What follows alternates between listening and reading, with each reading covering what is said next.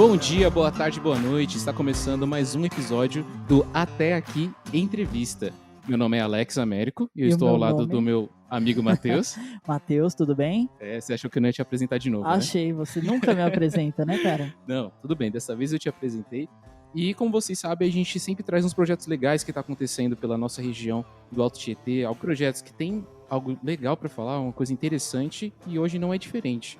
Hoje, com quem que a gente vai falar, Matheus? Qual projeto? A gente vai falar com o projeto Canto Livre, cara, um projeto que faz parte aqui do cenário do Alto Tietê. E exatamente, foi um projeto financiado pela Lei Aldir Blanc, mas a gente vai parar de dar tantos detalhes e vai deixar para as pessoas falarem, né? Vamos chamar o Magno, que é o criador e responsável do projeto. Por favor, Magno, se apresente. E aí, galera, tudo bom com vocês? Eu sou o Koji Magno, criador, autor do projeto. E também vamos falar com o Igor. Olá, Igor. Oi, tudo bem? Meu nome é Igor, eu faço parte do projeto e eu vou ser apenas uma partezinha pequena do projeto. Eu vou cantar apenas uma música ali, eu vou fazer um backing com meus amigos. E vamos falar também com Charles. Olá, Charles. Olá, pessoal, tudo bom? Assim como o Igor, eu também vou fazer uma participação nesse projeto, vou cantar algumas músicas, fui convidado para fazer parte do vocal desse time aí que tá pesado. Ô, louco. Ô, Alex, vale lembrar que o Charles já esteve conosco na temporada passada, falando sobre música. Esse cara tá muito requisitado. Naquele episódio que a gente te esculachou, Alex. É verdade. Não lembro disso.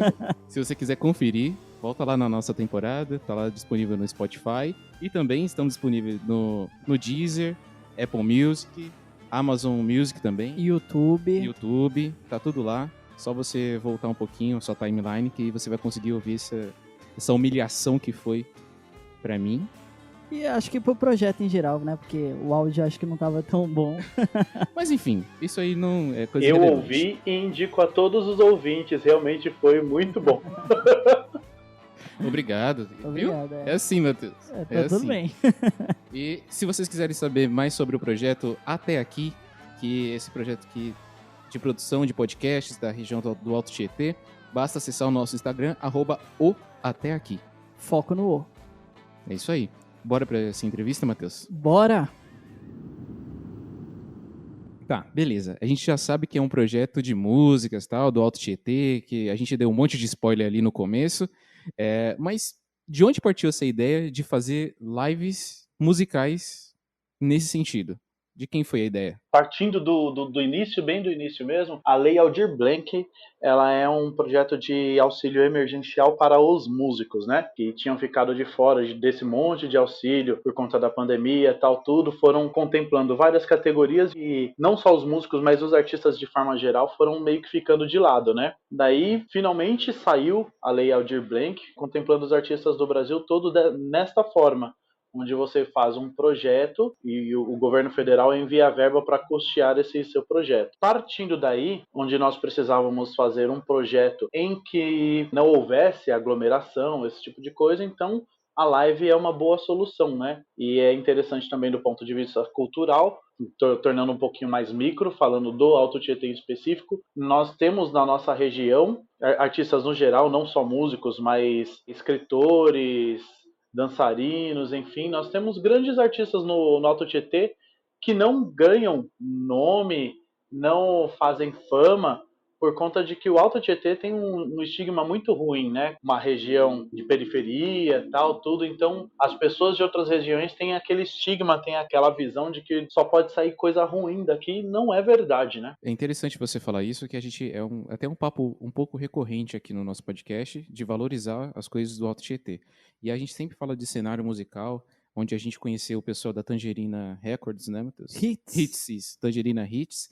E foi algo excepcional. A gente foi lá, visitou os caras, viu que eles têm uma produção, principalmente uma coisa focada no rap, né? Grandes artistas estão com eles, tipo, tem o Fiuza, que é de rock, e tem o Itacaus, né? Que esses caras já estão bem mais famosos dentro do cenário, assim, e eles estão colando com esses caras, assim. E é uma coisa sensacional, essa coisa de fortalecer, exemplo, eu consegui um projeto e eu vou chamar a galera daqui. Não, legal, chama mais gente para fortalecer as pessoas que estão de verdade no entorno, né? Isso é excepcional. Com relação a essa questão do cenário musical, vocês vão focar em um tema específico? né? Seria só de cantores negros ou com alguma questão assim? Ou vai ser mais livre mesmo? Assim, o destaque é da música negra, do gênero da música negra, mas eu não vou fazer Ah, questão de sim. que tenham cantores negros. A ideia é destacar o gênero e a cultura negra, mas eu acredito que se eu fizesse esse tipo de segmentação, eu estaria fortalecendo algum tipo de preconceito ou de separatismo. Mas que no seu caso acaba sendo um pouco natural, né? Seus amigos, todos os seus amigos músicos e cantores, a maioria são negros. Então acaba sendo aquela coisa, tipo, não foi minha intenção, mas acontece porque são os que estão ao meu redor. Sim, sim, é verdade. Eu só queria mencionar um fato interessante. Eu já recusei um casamento, que eu faço alguns casamentos também, porque a pessoa que queria me contratar só queria os negros. E eu tenho algumas pessoas brancas no meu time, né? E eu faço muita Uhum. questão dessas pessoas brancas. Eu falei, não vou abrir mão dessas pessoas porque por um capricho seu. Errado não tá. Interessante isso, porque eu acho que, assim, da mesma forma que existe o fortalecimento do empreendedorismo negro, que é aquela coisa black money, né, que chamam, Sim, a gente também já discutiu um pouquinho aqui sobre isso, é interessante essas discussões que existe gente que fala assim, não, eu só vou financiar projetos de negros.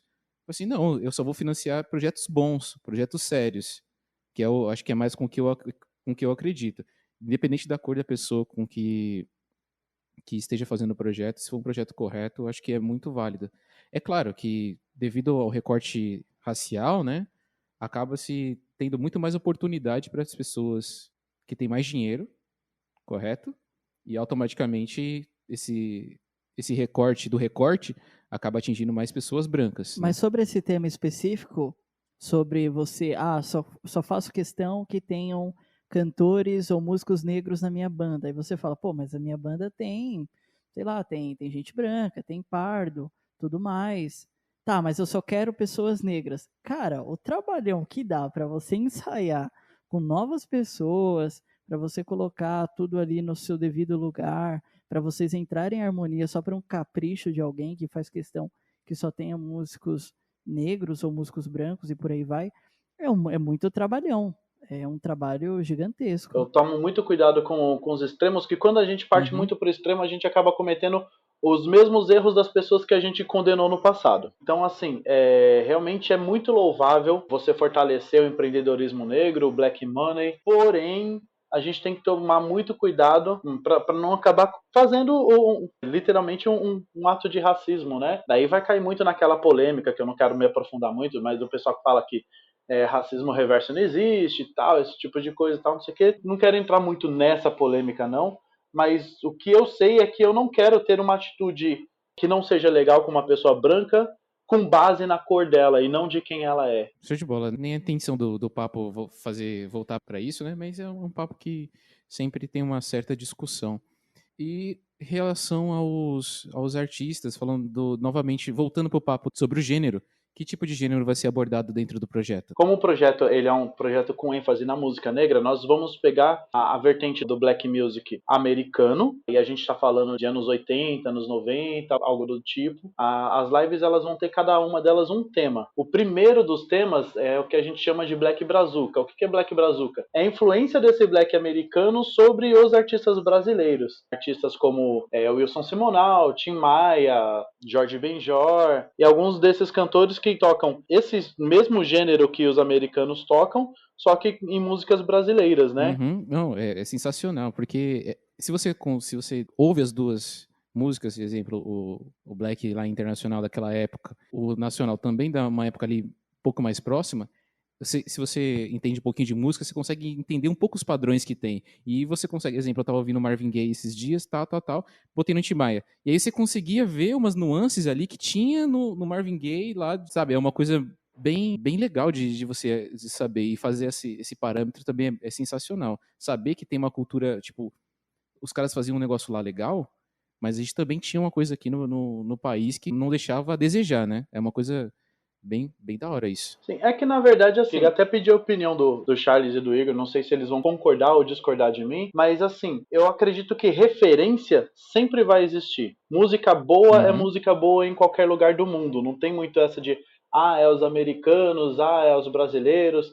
esse negócio conceitual de tipo, não vou ficar pagando pau para americano. Dentro do ramo artístico, da música em específico, esse negócio não tem tanta força. O músico, ele é músico em qualquer lugar, né? Até porque quando você fala em cantar, por exemplo, você está envolvendo letra, então envolve um pouquinho da questão da língua. Mas quando você fala em instrumento, por exemplo, você fala, eu não vou tocar em inglês? Não tem como, né? Entendeu? Então, música, ela é música em qualquer lugar do mundo. O músico, ele não é preso a fronteiras, né? Eu concordo, e concordo muito, assim, e queria aproveitar para enaltecer a playlist que você montou. Eu recebi o repertório e eu tenho escutado durante todos esses dias para aprender as músicas, né, senhor Magno? E assim, enquanto eu escuto, eu fico tentando imaginar como é que foi para você chegar nessa playlist e dizer, ó, a live de Black Brazuca vão ter esses cantores, uma música desses artistas, são essas músicas, elas têm um significado para você, né? Sim, tem muito significado, porque é justamente o que eu falei, são as referências boas que o Brasil tem de música de qualidade, né? Se você pegar, por exemplo, o Tim Maia, ele é um cara que ele é um gênio desde quando ele tinha lá a banda dele, junto com o Erasmo Carlos, com o Roberto Carlos, entendeu? E ele foi para os Estados Unidos para tentar estudar, para tentar fazer sucesso lá e tal. Mas ele é um cara que sempre foi muito referência, sempre um cara muito enjoado, muito chato, sempre teve um ouvido muito refinado. Então a preocupação em oferecer para a população música de qualidade, que eu acho muito legal. As pessoas, elas precisam tirar um pouquinho desse lance de tipo, nós somos brasileiros, nós somos pé rapado. Nós somos de periferia, nós somos pé rapado. E tirar da cabeça essa ideia de que as pessoas menos privilegiadas financeiramente não podem oferecer algo de qualidade. Nós podemos e fazemos. Show de bola. Se as pessoas que estão ouvindo ainda não assistiram o filme do Tim Maia, tem momentos assim muito específicos que ele fala a melodia e o baixista ali ele vai pegando com o tempo e aí ele aciona os trompetistas assim, ele vai montando ali, coisa que tá na cabeça dele, a galera só vai executando como se fosse ele estivesse regendo como se fosse e de fato ele era uma pessoa que conhece ali todos os instrumentos musicais. Sim, de né? fato. Um exemplo disso, cara, o Michael Jackson, na música Beat It, né? Não sei como é que se pronuncia. Falou bem. Que ele teve que provar que a música que ele fez não era um plágio, porque houve algumas acusações que levou para a justiça, e a prova que ele apresentou que não era um plágio eram as sessões onde ele criava as músicas, né? Os músicos estavam reunidos numa sala e ele falava, olha, eu quero que você faça isso com baixo. Aí ele cantava a melodia.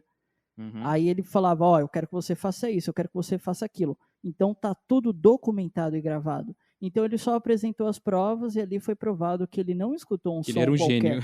Que o cara era o cara. Ele tirou aquilo da mente dele e falou, faz desse jeito, não entendo nada de violão, de guitarra, de baixo, mas faz desse jeito aqui. Vai dar certo. Vai dar certo e deu certo, né? À toa que foi um sucesso. Deu super certo. É que daí o cara também ele joga o sarrafo lá em cima, né, mano? O cara só menciona Michael Jackson. Só o Michael Jackson, ninguém, né? Não é qualquer um, né? Só uma estrela. Um dos últimos álbuns dele, tem essa faixa bônus, justamente com essa versão demo de Beat It. E ele não tá nem com letra, ele só tá fazendo. E não tem nem letra. Isso só mostra o quão genial, né? De bola.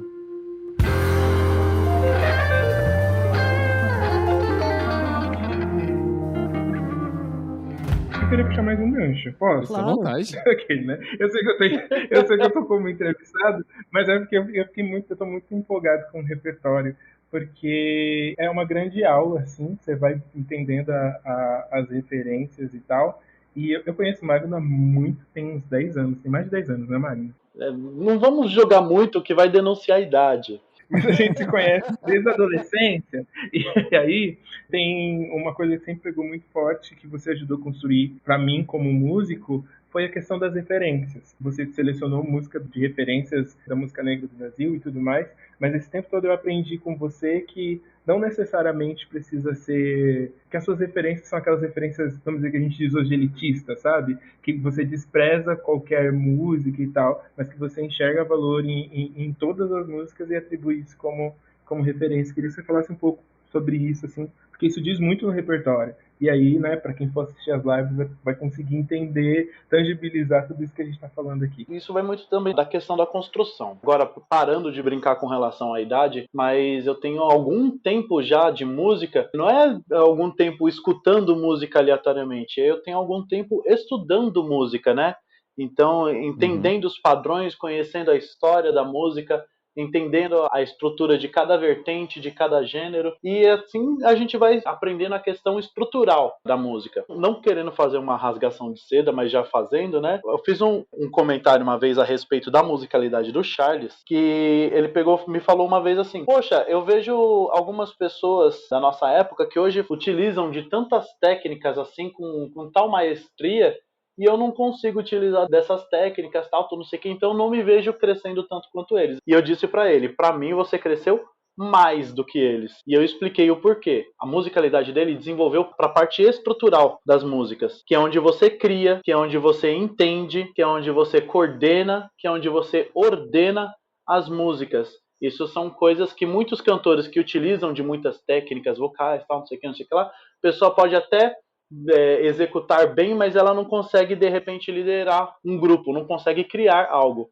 O Charles ele já tem essa habilidade, se ele precisar, de coordenar uma banda, de coordenar um coral, uma orquestra, algo do tipo, e criar algo a partir dali. Ah, é? É o nosso Michael Jackson. Virou rasgação de seda? Sim. Acho que a gente vai até manter, né, Matheus? Vamos manter. o nosso... Eu tô aqui sem palavras, mas ó, só quero dizer que eu aprendi com você. Olha, meu Deus, vai ficar nesse negócio aí? Calma lá.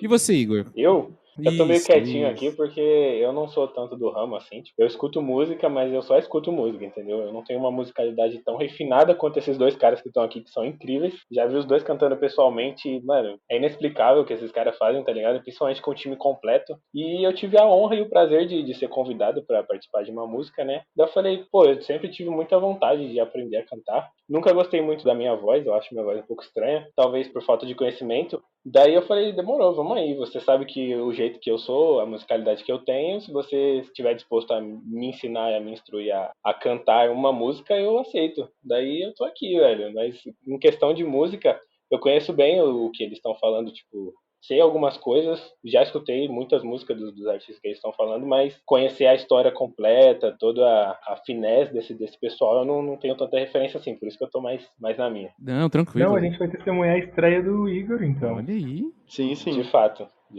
Isso aí a gente vai acompanhar. Eu ia falar sobre essa questão de estudo musical. Participei de algumas aulas na época da igreja, com o Charles, né? Mas enfim.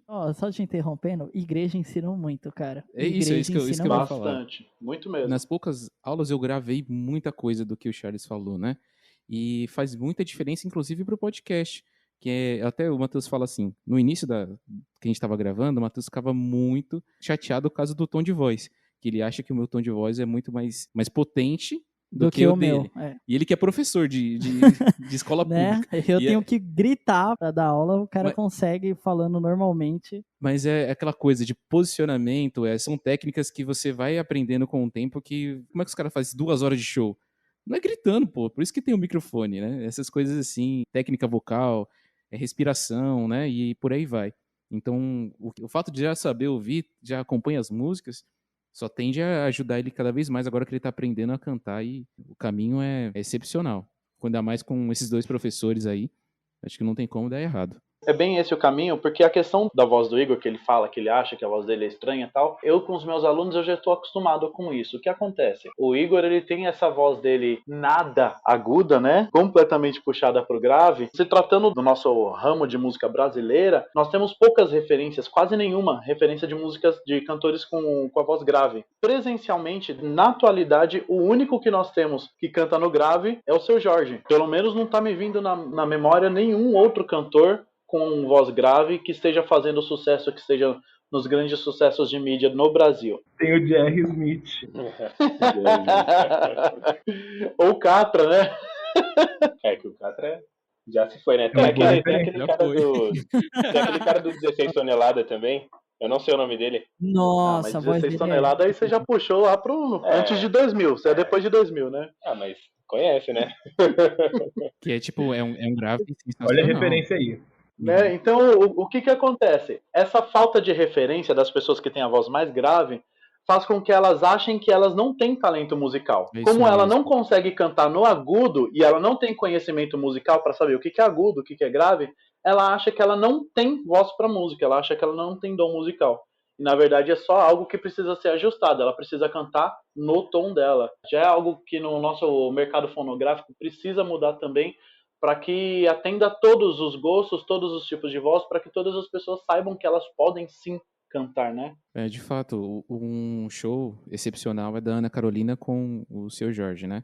E a Ana Carolina, ela não tem a voz dela não é tão grave quanto a do Seu Jorge, mas eles fazem um casamento ali entre as vozes que é sensacional, em 2 músicas. É Isso Aí, né? Que é a que é aquela versão, famosa. a versão brasileira da The Blurries. Eu esqueci o nome É da o nome música daquela em inglês. música, enfim, Mas é Isso a gente Aí. sabe, do Damien Rice. Esse é Isso. o cantor. E tem uma outra música da Ana Carolina que o Seu Jorge faz uma entrada assim, com uma potência com a voz grave que o bagulho chega a arrepiar. Se você conhece um pouquinho de música assim, o negócio é muito bom. Falando sobre o Seu Jorge, ô Alex, a gente percebe que o projeto Canto Livre, ele transita entre o black, o pagode e o gospel. Como é que vocês conseguem casar isso tudo? É o Matheus puxando pra voltar pro assunto. Pode falar, pessoal. Pode perguntar. Gostei. Ele linkou muito bem. Não, é Linkou porque muito a bem. gente vê o pagode e o samba lá no passado. Vamos trazer assim o início do samba no Brasil, depois as vertentes como o pagode. A gente tem a música gospel e a gente sabe que os dois não se viam muito bem lá no passado. E vocês conseguem unir o black, o pagode e o gospel aí nesse projeto. Como é que vamos resolver essa salada aí? Pode explicar. A grande ideia é exatamente isso, é promover a diversidade musical, a diversidade cultural dentro da música negra, né? O que acontece? Muitas pessoas do gospel consideram gospel música gospel, não música negra. E o gospel, ele é uma vertente da música negra. Quem entende um mínimo de música vai saber que grande parte da evolução dela aconteceu dentro das igrejas norte-americanas. Então, assim, o gospel, ele é sim uma vertente da música negra e isso precisa ser mostrado para as pessoas. Vide a Beyoncé, que ela começou ali Sim. dentro da igreja. Na verdade, não só a Beyoncé, diversos artistas do ramo internacional e nacional também começaram dentro das igrejas, né? Por isso que a gente comentou um pouco atrás que a igreja ela ensina muito, porque, cara, é fantástica a voz dessas pessoas. Até mesmo aqui no Brasil, se você olhar, o grande celeiro musical brasileiro são as igrejas evangélicas. Por exemplo, se você pegar o time do Tiaguinho, o time do Péricles, o time do Luan Santana, são todos backing vocal que você vai olhar, o cara é evangélico, fulano é evangélico. Eu poderia até citar uma igreja em específico aqui, mas eu não sei se pode, se não pode, mas enfim. Mas tem uma igreja específica no Brasil que ela é praticamente uma produtora de backing vocals. Qual seria? Pode falar. A igreja Kojiki, Resgate pra Vida. Se você pegar lá, metade da igreja é backing vocal de alguém. Que maneiro. Vale a pesquisa, né? Pensei que ele ia falar Bola de Neve. Daí a questão do samba é que, seria uma ofensa muito grande à música brasileira eu falar de música negra, eu estar no Brasil e não oferecer ao público samba. Uhum. Então, sendo muito transparente com vocês, apesar de gostar muito de samba, eu nunca cantei samba. Então é algo que eu não domino, por isso eu resolvi convidar pessoas que são da área do samba para estar se apresentando. Uhum. Sendo bem sincero, se fosse para eu me apresentar cantando samba sem ter essa perícia, ia ficar meio que aquele pagode coreano lá, né? Sei. Negócio meio estranho. O interessante é que assim, lá então quer dizer que na dinâmica da live vocês vão estar lá cantando como Zaqueu, eu quero subir, e daqui a pouco vocês estão, vou apertar, mas não vou acender agora. Vai ser mais ou menos isso. Não.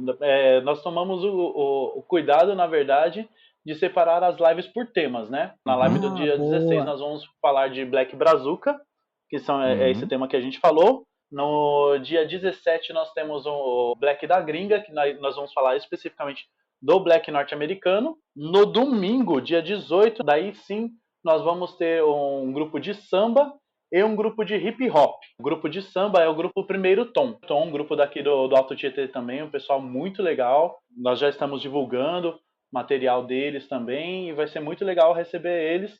E o rapper Mano Will, Ele é daqui de Poá também. Galera do Alto Tietê, geral, já conhece ele. Graças a Deus o trampo dele está crescendo bastante.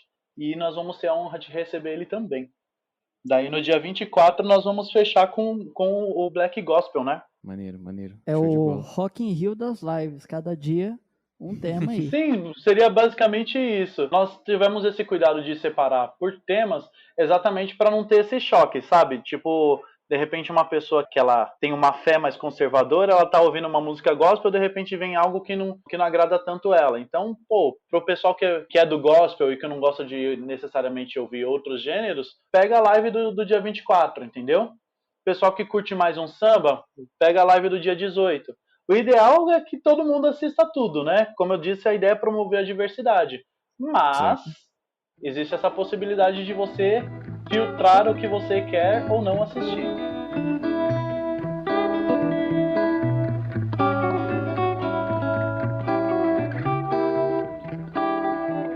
Partindo já para a parte final, a intenção em si é fazer a promoção desses artistas? O final ali, qual o resultado final ali desse projeto? A ideia é a promoção do artista do Alto Tietê como um todo. Como esse projeto da Lei Aldir Blanc, eu quero fazer uma menção aqui ao pessoal da Secretaria de Cultura de Itaquá, que eles foram incríveis ajudando a gente a montar esse projeto. Não só o meu projeto, como os outros projetos que foram contemplados pela Lei Aldir Blanc. Não estou fazendo rasgação de seda, não. Estou fazendo porque realmente eles foram excepcionais. Eles fizeram muito além do que pode se chamar de é o meu trabalho. Respondendo mensagem, e-mail para a gente de madrugada. É em cima dessa ideia deles que eu quero propagar também, que é mostrar que o Alto Tietê tem artista de qualidade, sim. Tomara que esse movimento cultural ele seja uma inspiração para as outras pessoas, assim como a gente sempre coloca lá na nossa publicação que nós somos de Itaquá. A gente fala com alguns projetos de Mogi das Cruzes, principalmente. E a gente às vezes conversa com algumas pessoas de Mogi que acham que o poder cultural deles é fraco, né? Aqui não tem nada. Só tem nesse teatro aqui. A gente fala, pessoal. Só tem um negócio ali. Eu falei, caramba, mano. Eu sei, ter um pode negócio ser fraco, concordo, mas tá 1000 anos à frente do que a gente encontra aqui em Itaquaquecetuba. Então, quando a gente vê um projeto aqui de Itaquá que tem essa temática, a gente curte muito, fica bastante feliz e claro que a gente vai buscar saber como é que é para poder fazer aquela entrevista marota, né, Alex? Fazer o quê, né?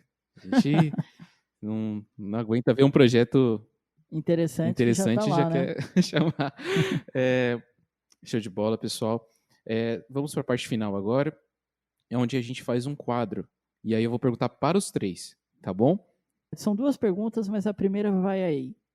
O que vocês mais gostam na cidade de vocês, né? No caso de Itaquaquecetuba. E o Igor é de Poá. Poá, pode falar de Poá também. Eu não sei se isso é extensivo a todos os bairros, mas eu gosto muito de conseguir andar. Não sei se as outras pessoas têm a mesma sensação que eu. Eu sinto, por exemplo, liberdade de sair para correr à noite. Depois do meu serviço, eu saio para correr à noite. Eu sei que tem muitos lugares onde isso não é possível. Maneiro. Bacana. Na minha cidade, o que eu mais gosto... Eu não sou uma pessoa muito de sair, mas eu fico muito próximo de tudo. Então, acho que a acessibilidade na minha cidade ela é muito boa. Então, a acessibilidade Poá é um ovo, Poá né? é interessante.